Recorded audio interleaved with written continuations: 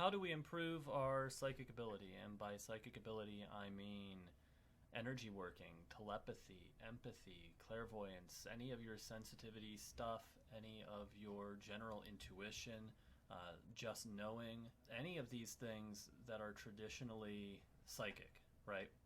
They're skills. All right. At the end of the day, these are skills that we practice, and we practice them, and we get better at them because they are skills. And when we practice skills, we get better at skills. When we practice them correctly and consistently and regularly. Now, historically, there have been kind of two major approaches to this kind of psychic ability, right? One approach is a spiritual approach. Basically, if we develop ourselves spiritually, we get psychic abilities, and that is true, right? That seems true. Raja Yoga with Patanjali describes all of the different siddhas. This describes all these different, and the siddhas are things that, like knowing the mind of another. Well, that's telepathy, right? Or knowing where gold is underground. That's like dowsing or clairvoyance or, just general intuition even. And these are psychic abilities. And according to Patanjali, we develop these by practice of Raja Yoga. But that doesn't mean you have to practice Raja Yoga to develop those abilities, right? Those siddhas develop as a byproduct. And the goal of Raja Yoga is not to develop those abilities. They do develop when you're practicing the Raja Yoga, but they're not the point. The point would be to attain enlightenment. So, yeah, the spiritual thing is there. You can become a more spiritual person. You will automatically become a more intuitive, sensitive, psychic type person. The goals aren't to develop psychic ability, but it happens on its own, right? On the side.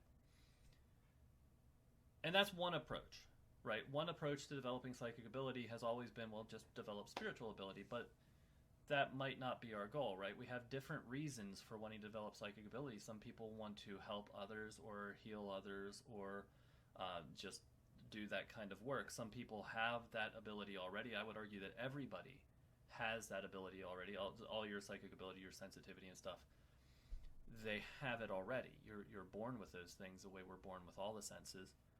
And we just want to learn those things. Some people just want to do it as a hobby. A lot of people want to learn these things just because they're neat. And they are neat, and that's fine. And you shouldn't be discouraged because you don't want to become an enlightened being and do all that work. You just want to move some energy around, or you just want to sense a room or something like this. You want to communicate with spirits. That's okay. That's fine. Now, the other approach to this has been a very sterile Western scientific approach. And this is like laboratory procedures, Zener cards, classic experiment, J.B. Rhine at the Rhine Center. But that's not really what telepathy is like in the wild. If we look at the research of Dr. Ian Stevenson out of UVA's Division of Perceptual Studies, right? He did a lot of case studies in the 70s and 80s where he collected these case studies of people who had had psychic experiences, telepathic experiences. And maybe not surprisingly, none of them were in a laboratory environment. In the wild, these kind of experiences are usually highly emotional states between individuals or just sort of arbitrary. The classic, like I picked up the phone to call somebody and it started ringing at that exact moment and they were calling me. We see that telepathy tends to happen between individuals who know each other very well and they have a rapport and they are already finishing sentences and they know each other's stuff and all that. That's how it happens in the wild. It doesn't happen with like card guessing games, and the card guessing games come with a lot of other problems. And why I'm bringing this up when I'm talking about developing psychic ability is the laboratory approach has not demonstrated itself to be very good for this.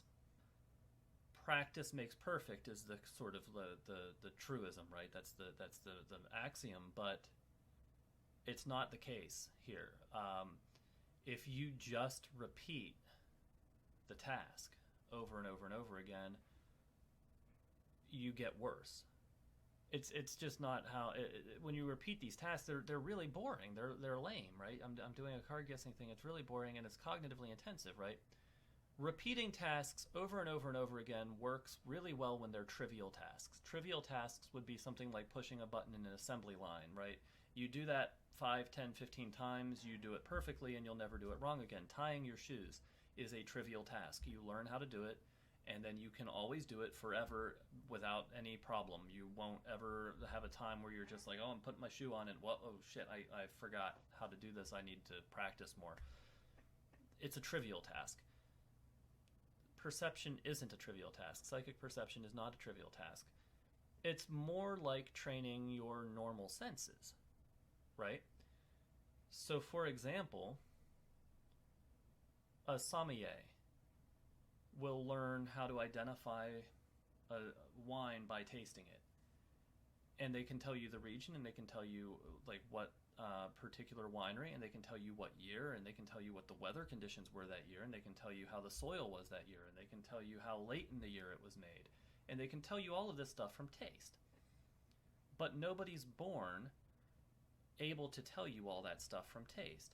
There are people who are super tasters, right? They're very attuned to taste, but what they're not able to do is actually consistently identify those tastes to particular regions. That takes study and that takes practice, but you have to practice them correctly. And that doesn't mean doing the lab task, because the lab task actually is not correct practice. It doesn't give you any feedback, and it doesn't give you any ability to improve what you're doing.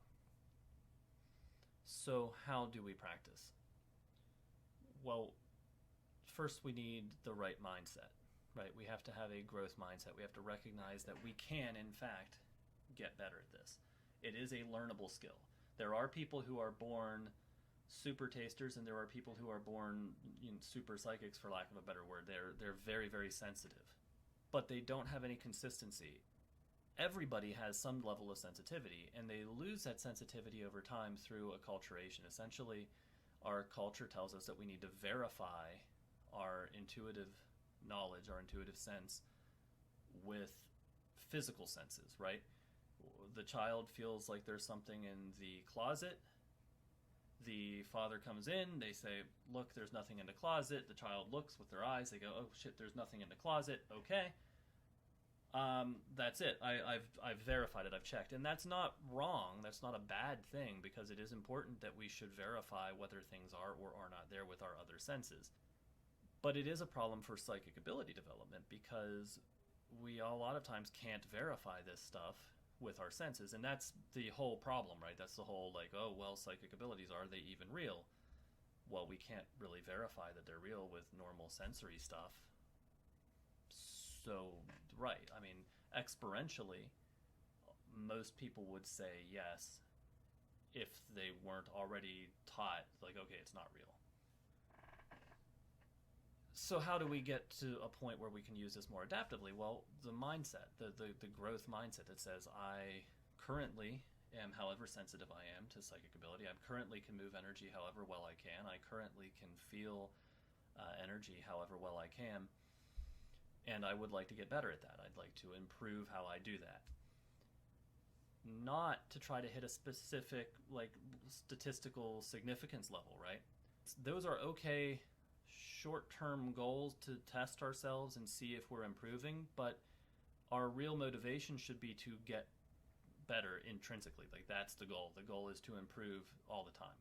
And we improve all the time by practice. And how do we verify that we're improving all the time? Well, through subjective experience is the first part. So dedicating yourself to practicing as the process itself, right? The process is the result. The practice is the goal. Getting better through practice is the goal, is really how we can focus on developing psychic ability. What we actually practice isn't necessarily the task, right? The first thing we need to do is develop a language, a vocabulary for what we're doing. This is especially true with energy work, empathy and telepathy to a degree. But in any case, we need to be able to say what it is we're talking about, what it is we're experiencing, and we need to be able to express those things, and we need to know what those feelings and emotions and whatever come in correspond to in the actual outside environment. If you're trying to practice psychometry, which is when you're picking up objects or being in rooms or so on, and you're reading the energy of the room and you're getting impressions about stuff that's happening in the room.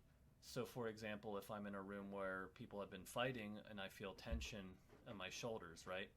I know that tension in my shoulders corresponds to this kind of fighting or anger, anxiety kind of emotional state. So what I practice is recognizing the tension in my shoulders and recognizing the different situations where I'm experiencing that. And when I recognize the different places where I'm experiencing it, when I recognize what the feeling is, I can start to relate. Okay, every time I get this tension in my shoulders, I'm in a place where I've noticed that there's been some kind of fighting around.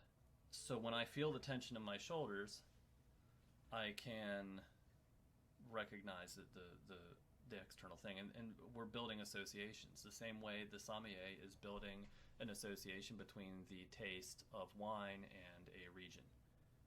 And that's the very basic principle of psychometry is looking at our own body, being aware of how we feel when we're exposed to other things. When we pick up the object and we feel a certain tension, a certain pulling, a certain pulsing, these feelings arise in our own body, and we can associate those things to characteristics of objects, and this is not something we know automatically.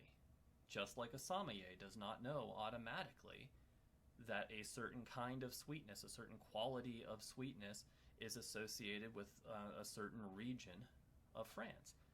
You're not born with that knowledge. You have to train those associations. You have to practice. So you start by practicing focusing inward on yourself and how you're feeling and what you're aware of going on in your own body. And then we can extrapolate that to the outside. First, we understand the baseline, how we just feel all the time. Then we start moving room to room. How do I feel in this room over different times? And maybe, unfortunately, it takes time, but because the practice is the goal, that's okay. It doesn't take too long before you're able to start recognizing things fairly regularly to a point where you can noticeably say, like, okay, yeah, I'm doing psychic stuff now. And from there, again, incrementally, I'm doing psychic stuff more and more often. I'm recognizing these characteristics and qualities on things.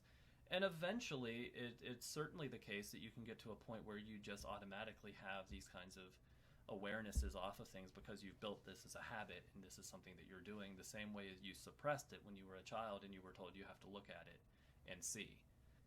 And then you can start looking closer and closer, and the sommelier the same way takes a sip of wine and he swishes it around in his mouth and he goes, okay, immediately I can tell this and I'm going to play with it a bit, and okay, I can tease out more information. And so that's how you practice. That's how you become psychic, essentially, or become more psychic. It's a skill.